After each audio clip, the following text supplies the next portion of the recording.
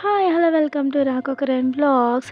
ఈరోజు మన రాకొకరిలో కూరలలోనే రాజైన వంకాయతో వంకాయ పకోడీ ముద్ద కూర చేయబోతున్నాము.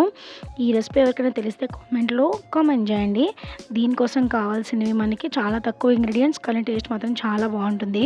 ఫస్ట్ ఒక పెద్ద అల్లం ముక్కను తీసుకొని దాన్ని మిక్సీ జార్‌లో గ్రైండ్ చేసుకోండి. తర్వాత ఒక టేబుల్ స్పూన్ జీలకర్ర, తర్వాత 2 నుండి 3 పెద్ద ఉల్లిపాయలు ఇలా కచ్చా పచ్చాగా మిక్సీ పట్టేసుకోండి. సో ఈ మిశ్రమాన్ని మనం పక్కన పెట్టేసుకోవాలి. దాంట్లో మనకి పకోడీ ముద్ద కూర అన్నాం కాబట్టి పకోడీకి మనకి ఆబ్వియస్‌గా శనగపిండి కావాలి.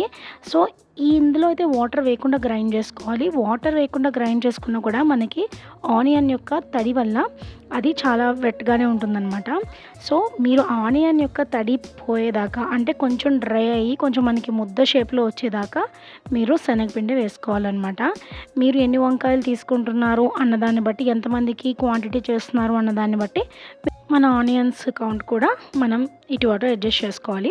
సో దీనిలోనే ఉప్పు, కారం ఇంకా శనగపిండి తగినంత వేసేసుకొని మనం కలిపేసుకోవాలన్నమాట. జస్ట్ లైక్ ఒక పకోడీ బ్యాటర్ లాగా. అంటే మరీ పల్చగా అయితే కాదు, కొంచెం మనము ఉండలు వేసేంత, అంటే ఇప్పుడు మనము కాగిన నూనెలో ఇలా వేస్తే అది జారిపోకుండా ఇలా ఉండలాగా వచ్చేయడంతా మనము కన్సిస్టెన్సీ ఇక్కడ మీకు చూపిస్తున్నాను కదా, ఈ కన్సిస్టెన్సీలో మనం దాన్ని కలిపేసి పెట్టేసుకోవాలి. తర్వాత ఇలా శుభ్రంగా మనం కడిగేసి ఆరబెట్టుకున్న వంకాయల్ని ఇలా 4 భాగాలుగా చేసేసుకోవాలన్నమాట. అండ్ ఇక్కడ ఇంకొక టిప్ ఏంటంటే, మీకు ఈ వంకాయలో మనం ఈ పకోడీ ముద్ద కూరే ముందు ఇలా కొంచెం సాల్ట్ రాసుకుంటే అది ఏమవుతుందంటే కొంచెం బాగా పీల్చుకుంటుందిట. సో అట్లా మనం ఏం చేయాలంటే ఫస్ట్ కొద్దిగా సాల్ట్, మరి ఎక్కువ సాల్ట్ కాకుండా కొద్దిగా సాల్ట్ అప్లై చేసుకొని ఈ మనం ప్రిపేర్ చేసుకున్న ఈ పకోడీ ముద్ద బ్యాటర్ అంతా కూడా దాంట్లో స్టఫ్ చేసేసుకోవాలన్నమాట. జస్ట్ లైక్ గుత్తి వంకాయలాగా స్టఫ్ చేసేసుకోవాలి. అండ్ ఇక్కడైతే మేము ఆల్మోస్ట్ ఒక 10 మెంబర్స్కి వండుతున్నాము.